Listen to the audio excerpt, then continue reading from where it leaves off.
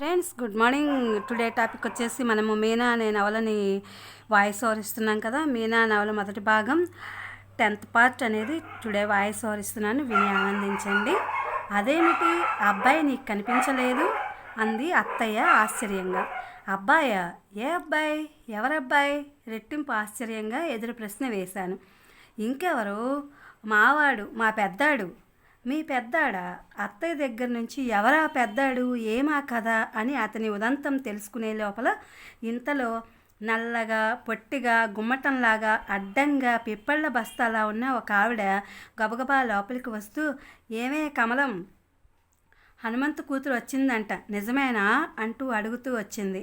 నిజమే, ఇదిగో అంటూ అత్తయ్య నన్ను చూపించింది. ఆవిడ నన్ను ఎగాదిగా చూసింది. నేను చూశాను. ఆవిడ దృష్టిలో నేను ఎలా కనిపించానో నాకు తెలియదు. నాకు మాత్రం ఆవిడ శరీరం ఈ పృథువే మోయలేనంత భారంగా కనిపించింది. అబ్బా, ఏం లావు, ఉబ్బి బుగ్గలు జారి ఉన్న ఆ ముఖంలో కళ్ళు చింతాకుల్లా ఉన్నాయి. ముక్కు బలంగా పొడుగ్గా ఉంది. ఆవిడకి అందమైన పలువరస ఉందని, దాని చుట్టూ ఇంకా ఏమాత్రం సడలేదని నవ్వినప్పుడు కానీ తెలియదు. వయసు సుమారు 50 నుంచి 60 మధ్య ఉంటుంది. నన్ను పరీక్షించడం పూర్తయిన తర్వాత ఆవిడ మా అత్తయ్య వైపు తిరిగి, కమలం, ఈ పిల్లలో నీ పోలికలు చాలా ఉన్నాయే అంది. అత్తయ్య కళ్ళల్లో క్షణంసేపు సగర్వ రేఖలు తొంగి చూశాయి. నేను మా నాన్న పోలిక, అత్తయ్యలో నాన్న పోలికలు చాలా ఉండడం రాగానే ఆవిడని చూడగానే గ్రహించాను. వచ్చిన ఆవిడ అంది, ఇదిగో పిల్ల, నా పేరేమిటో తెలుసా? మంగమ్మ. మీ నాన్న నేను చిన్నప్పటి స్నేహితులం. అసలు కాస్తలో తప్పిపోయింది కానీ మీ నాన్న నన్ను చేసుకోవాల్సిన పని. ఆవిడ నిర్మోహమాటానికి విస్తుపోయాను. అయ్యో, ఈవిడ నాన్నగారి భార్య అంటే నాకు తల్లి. వద్దు బాబోయ్, ఈ మహాకాయాన్ని తల్లిగా భరించే కంటే ఆ కర్కోటకరాలకి కూతురు అవడం 1000 రెట్లు నయం. ఆవిడ మళ్ళీ నిలదీసింది. మీ నాన్న మంగా అంటూ నా పేరు ఎప్పుడైనా ఎత్తారటే? ఎందుకు ఎత్తుతారులే, గొప్పవాడు అయిపోయాడుగా, ఇప్పుడు మేము గుర్తుంటామా సాగదీస్తూ అంది. ఈవిడ మా అమ్మ సమాజంలోకి నేను మంగని, హనుమంతు స్నేహితురాల్ని అంటూ వస్తే వాళ్ళ ముఖాలు, ముఖ్యంగా మా అమ్మ ముఖం ఎలా ఉంటుందో ఊహించుకున్న నాకు ఆపుకోలేనంత నవ్వు వచ్చింది. రాజు పిన్ని కూడా వచ్చింది. ఇంకో గ్లాస్తో కాఫీ తీసుకురా అమ్మా అంటూ కేక వేసింది అత్తయ్య. మంగమ్మ గారు అత్తయ్య ప్రక్కనే క్రింద చతికిలి పడింది. రాజేశ్వరి 2 పెద్ద గ్లాసులతో కాఫీ తెచ్చి ఒకటి ఆవిడకిచ్చి రెండోది నాకు అందించింది. 1/4 గజం పొడుగున్న ఆ గ్లాసులో నిండుగా ఉన్న కాఫీని చూసి, వద్దు, ఇంత తాగలేను అన్నాను. కొంచెమేగా అంది రాజేశ్వరి.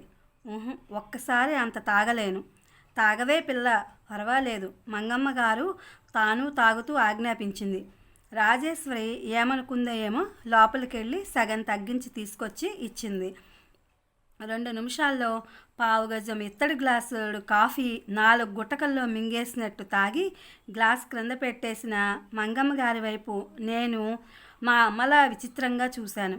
ఒకటి మాత్రం నిజం, వీళ్ళు ఒకేసారి తాగేస్తారు. మేం కాస్త 4-5 సార్లు తాగుతాం, అంతే తేడా అనిపించింది. పిల్లలందరిలో చిన్నది మణి తల్లి దగ్గర చేరి చెవిలో గుసగుసలాడుతూ ఏదో చెప్తోంది. దాని చూపులు వచ్చినప్పటి నుంచి నా మీదనే ఉన్నాయి. ఏమో నాకు తెలియదు తల్లి, రేపు పరీక్ష ఉందన్నావు, ఇవాళ స్కూల్ మానేస్తే అన్నయ్య కోప్పడతాడు. నువ్వు చెప్పు గునుస్తూ అంది. విషయం గ్రహించిన నేను వెంటనే అనేసా, ఈ పూట అంతా మానేయండి, అందరం కబుర్లు చెప్పుకుందాం. పిల్లలందరి కళ్ళు తలతళ్ళాడాయి. మీ అందరికీ నేను తాయిలం తెచ్చాను. మంచం మీద కూర్చున్న నేను లేచి వెళ్ళి పెట్టె తెరిచి నాన్న ఇమ్మని ఇచ్చినవి పేరు నా వరుసగా ఇచ్చాను. ఎందుకమ్మా ఇప్పుడు ఇవన్నీ అంది అత్తయ్య. నాకేం తెలుసు, వాళ్ళ మామయ్య వాళ్ళకి పంపించాడు అన్నాను నవ్వుతూ. పలికిణీ గుడ్డని, జాకెట్ గుడ్డని చెంకన పెట్టుకుని గంతులేస్తున్నమని నా దగ్గరకు వచ్చి హఠాత్తుగా అడిగింది. మరి మా పెద్దన్నయ్యకో? పెద్దన్నయ్య? నేను తెల్లబోయాను. ఊరుకో అత్తయ్య మందలించింది. మంగమ్మ గారు రాజేశ్వరికి తెచ్చిన గొలుసు అందాన్ని నాణ్యాన్ని పరిశీలిస్తోంది. స్నానానికి వేడి నీళ్లు పెట్టి వచ్చాను, బట్టలు తీసుకుని వస్తావా అంది రాజేశ్వరి. నేను బట్టలు తీసుకుని బయలుదేరాను. నాన్నగారు చెప్పిన పైకప్పు లేని బాత్రూంలో ప్రవేశించుతూ క్రిందంతా గచ్చు చేసి శుభ్రంగా ఉంది. కుడివైపున గోడవారుగా ఉన్న పెద్ద సిమెంట్ తొట్టె నిండా నీళ్లున్నాయి. ఓ ప్రక్కన బకెట్లో వేడి నీళ్లు, ఎత్తుపీట, సబ్బు, తువాలు పెట్టి ఉన్నాయి.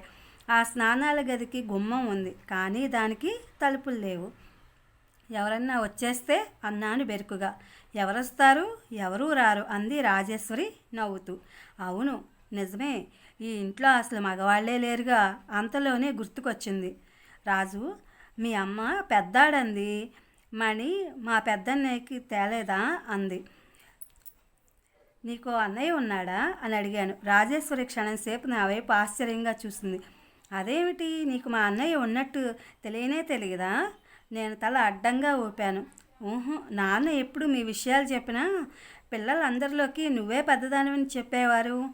ఓ అదా, అమ్మ సంతానంలో నేను పెద్దదాన్ని నిజమే, కానీ అన్నయ్య మా మారుటమ్మ కొడుకు. కానీ మాకు ఆ సంగతి ఎప్పుడూ గుర్తుకు రానే రాదు.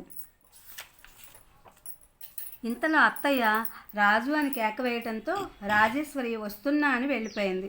బాత్రూంలో ఒంటరిగా క్షణంసేపు పెదవి కొరుక్కుంటూ నిలబడిపోయాను. బకెట్లో నీళ్లు వేడిగా ఉన్నాయి, పైన ఎండగా ఉంది. ప్రయాణంలో కలిగిన అలసట వల్ల ఒళ్ళంతా చికాకుగా ఉంది. ఎదురుగా పెద్ద తొట్టె నిండా చల్లటి నీళ్లు నన్ను రమ్మని ఆహ్వానిస్తున్నట్టుగా అనిపించింది.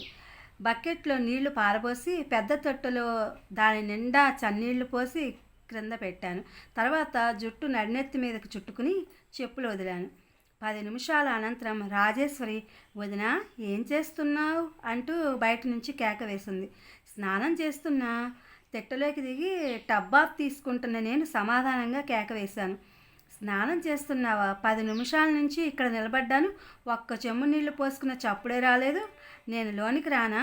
బాబోయ్ వద్దు, వీపు తమ్ముతాను. వద్దు, వచ్చావంటే ఒట్టే కంగారుగా అరిచాను. రానులే, భయపడకు. రాజేశ్వరి నవ్వుకుంటూ వెళ్ళిపోయిన శబ్దం వినిపించింది. చల్లటి నీళ్లలో స్నానం చేయడంతో నాకు బడలిక తీరి చాలా హాయిగా అనిపించింది. చీరా జాకెట్లు ధరిస్తుండగా రాజేశ్వరి మళ్ళీ కేక వేసింది. లోపలికి రానా? రా.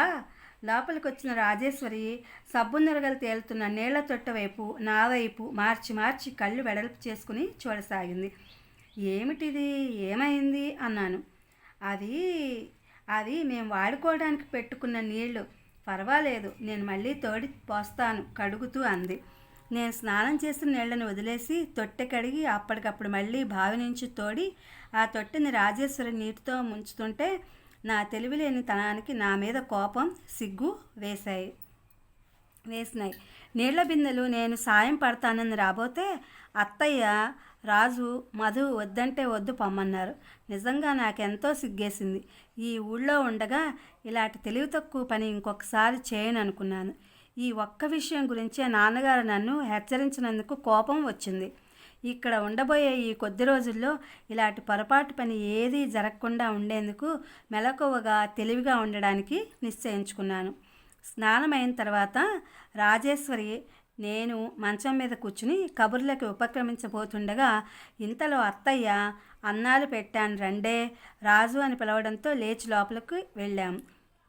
వంటగదిలో పిల్లలంతా బాలు తీర్చినట్టుగా వరుసగా కూర్చున్నారు. అతిథి అవటం వల్లనేమో పంక్తిలో మొదటి స్థానం నాకు కేటాయించారు. వెండి పూలున్న ఎత్తుపీట వేసి స్టీల్ కంచం పెట్టారు. నా ప్రక్కన రాజేశ్వరి కూర్చుంది. పీట మీద కూర్చుంటున్న నేను కంచంలో అన్నం చూడగానే, అమ్మో ఇంత అన్నమే అన్నాను. దాదాపు 2 మనుషులు తినేంత అన్నం ఉంది. అదేగా రాత్రి ఎప్పుడు తిన్నావో ఏమో అంది అత్తయ్య. ఒక పూట మానేస్తే దాన్ని భర్తీ చేసేందుకు 2 పూటల్ని కలిపి ఒకేసారి తినే సత్తువ లేదత్తయ్యా అనాలనిపించింది. కానీ భయపడ్డాను.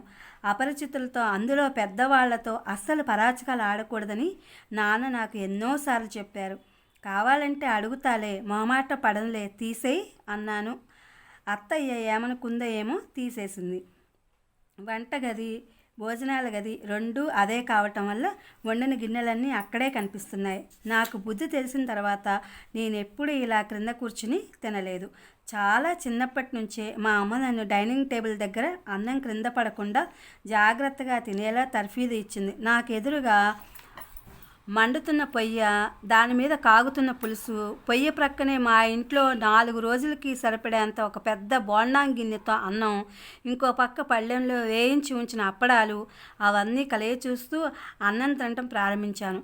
అత్తయ్య వడ్డిస్తూ అన్నం మధ్య మధ్యలో చాలా డిప్లొమాటిక్గా మా కుటుంబ పరిస్థితులను గురించి అడిగింది. వేడి వేడి అన్నం, కమ్మటి నెయ్యి, కంది సున్ని కలిస్తే అంత కమ్మటి రుచి వస్తుందని నాకు ఇంతవరకు తెలియదు. అమ్మ ఎదురుగా లేదు కాబట్టి నా ఇష్టం వచ్చినంత తినేయొచ్చునని ఊహించుకున్న నాకు చాలా ఆశాభంగమే కలిగింది. అలవాటు లేని పొట్ట అవసరానికి మించినది స్వీకరించడానికి ఏమాత్రం ఇష్టపడలేదు. ఆ పిల్లలు ఇంత మళ్ళీ మారు వడ్డించుకోవడం చూసిన నాకు కళ్ళు తిరిగినాయి. బాప్రే, వాళ్ళు గనక పట్నవాసం వచ్చారంటే చచ్చామన్నమాటే. రేషన్ రోజుల్లో వారం రేషన్ ఒక్కరోజు కూడా రాదు. అన్నం తినడం అయిన తర్వాత నేను పెరుగన్నంలో కలుపుకోకుండా గిన్నెలో వేయించుకుని చెంచాతో ఉత్తది తింటుంటే వాళ్ళు నన్ను వింతగా చూడటం ప్రారంభించారు. భోజనాలు అయిన తర్వాత రాజేశ్వరి ఎంగిలి కంచాలన్నీ తీసుకుని కడుగుతుంటే నేను కూడా వెళ్ళి నిలబడ్డాను. దొడ్లో బాదం చెట్టు క్రింద చకచకా శుభ్రంగా కడిగేసి ప్రక్కన పెట్టేస్తోంది. నేను కూడా కడగనా అన్నాను. వద్దు అన్నట్టుగా తల ఊపింది రాజేశ్వరి. ఎంతో మెత్తగా నిదానంగా కనిపించే రాజేశ్వరి పనిచేయడంలో ఒక విధమైన తొందర, చాకచాక్యం ఉండడం నేను గమనించాను. ఆ అమ్మాయికి ఇలా అతిగా పనిచేసే, చాలా మితంగా మాట్లాడే వాళ్ళంటే చాలా ఇష్టం. అమ్మ సంగతి గుర్తుకు రాగానే నా గుండె జల్లుమన్నాయి. క్షణంసేపు నాకు నా చుట్టూ ఉన్న పరిసరాలు వింతగా కలలా తోచాయి. ఈ బాదం చెట్టు నీడలో నేను నిలబడడం, రాజేశ్వరి కంచాలు కడగడం, దూరంగా కాకుల గుంపు ఎంగిలి మెతుకుల కోసం చుట్టుముట్టడం, ఇదంతా నిజమేనా అనిపించసాగింది. అసలు కొత్త వాళ్ళంటేనే ఆశాంతం బిగుసుకుపోయి నల్లరాయిలా చలనం లేకుండా నిలబడిపోయే నేను ఇంత తక్కువ వ్యవధిలో వీళ్లతో ఎలా కలిసిపోయాను, నేను వాళ్ళలో కలిశాను అనే కంటే వాళ్ళే నన్ను కలుపుకున్నారంటే బాగుంటుంది. ఇది ఫ్రెండ్స్ మీనా మొదటి భాగం. ఎద్దనపూడి సులోచన రాణి గారి నవలకు వాయిస్ ఓవర్ పార్ట్ 10. ఇది మీకు నచ్చుతుందని చెప్పి అనుకుంటున్నాను. Please my channel like, share, subscribe and comment. Thank you for watching. Thank you for our support.